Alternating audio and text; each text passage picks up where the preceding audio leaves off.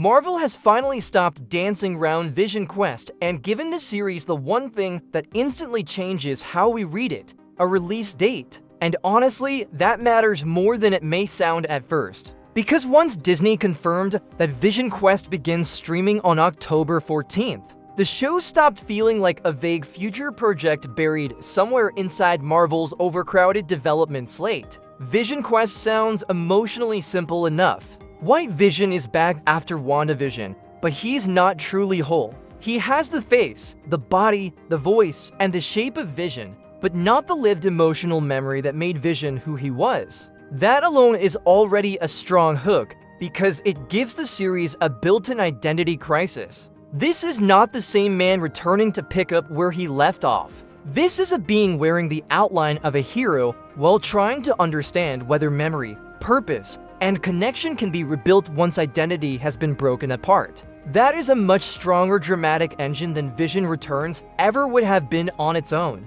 And now, we know Marvel is not treating that idea like a side note. The footage description shown to the press is especially revealing. White Vision is apparently watching clips from older MCU projects and directly acknowledging that he has Vision's face, but not his memories. That is exactly the kind of eerie, reflective angle this series needed. It suggests VisionQuest will not just be a plot machine for the next crossover. It may actually slow down long enough to ask one of the oldest science fiction questions in the book: if your body remains, your image remains, and your recorded history remains, but your emotional continuity is broken, are you still yourself or only an imitation of what others remember you to be? That question becomes even more fascinating once Ultron enters the picture again. James Spader returning as Ultron is not just a fun nostalgia play.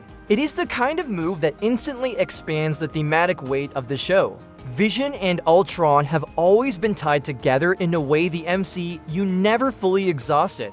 One was born from the same technological lineage as the other, yet they became moral opposites. If VisionQuest is bringing Ultron back at the moment White Vision is trying to reconstruct who he is, then the series may be setting up a terrifying mirror.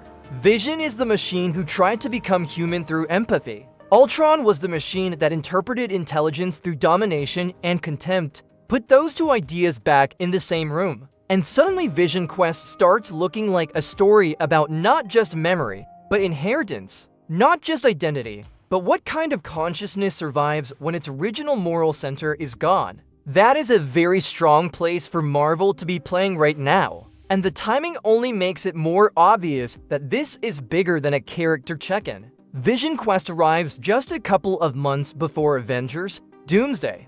That is not random. Marvel does not place projects like this on the board by accident anymore, especially not this deep into Phase 6 at this stage. Every remaining piece matters more because there are fewer of them left. The multiverse saga is moving toward closure, and that means VisionQuest is almost certainly being positioned to reactivate story threads Marvel knows it will need before the next Avengers collision.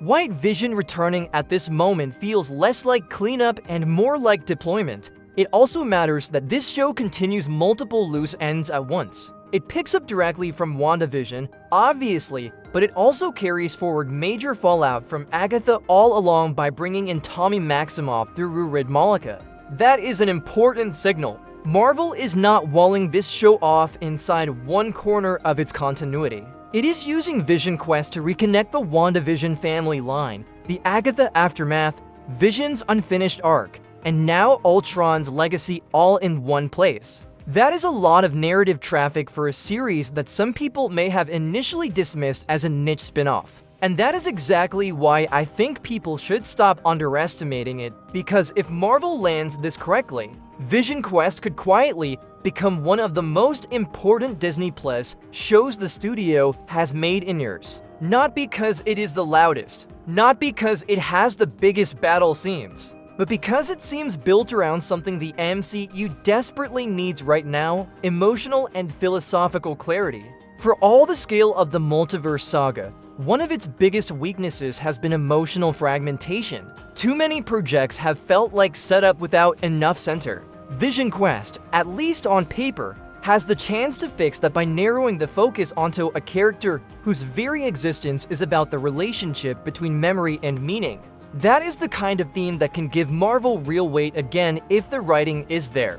The supporting cast also makes this feel much more intriguing than a standard introspective android story. Todd Stashwick as Paladin, Tania Miller as Yocasta, Farron Tahir returning as Raza from the first Iron Man, plus Diane Morgan and Lisa Molinari in mysterious roles, all point towards something stranger and more layered than a Quiet Grief series. Yocasta especially jumps out. If Marvel uses her well, she could become another critical reflection point in a story already obsessed with artificial consciousness, identity, and technological legacy. Suddenly, VisionQuest is not just about one synthetic being trying to find himself. It may be building an entire ecosystem of machine minds, damaged inheritances, and unfinished creations orbiting the same question: what happens when intelligence survives its original purpose? That could be where the show really surprises people. And then there is Paul Bettany himself. The most interesting thing about Bettany's long run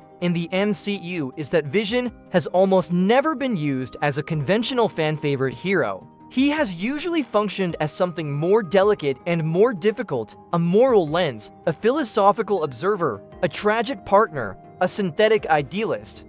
A figure who makes other characters reveal themselves. White Vision changes that dynamic. For the first time, Bettany gets to play someone who is both Vision and not Vision at once, which is an actor's gift if the scripts are sharp enough to support it. If VisionQuest lets Bettany lean fully into that fracture, this could easily become the strongest performance-driven Marvel series since Loki at its best. And yes, the Avengers implications are impossible to ignore. Bettany himself already hinted not long ago that he may have some Avengers business ahead of him. And while Marvel has not confirmed Vision for Doomsday or Secret Wars, it would almost be stranger if VisionQuest did not position him for a larger return. White Vision is to major a character to isolate forever, especially now that the MCU is bringing old artificial intelligence ghosts like Ultron back into play. If this show rebuilds Vision emotionally, philosophically, or even strategically, then Marvel is almost certainly doing it because it wants him back on a much bigger board. That is why October is such a smart slot. It gives VisionQuest room to stand on its own while still feeding directly into the larger machine. It lets Marvel sell the show as character drama now, then potentially cash in on its consequences later when Avengers season really begins.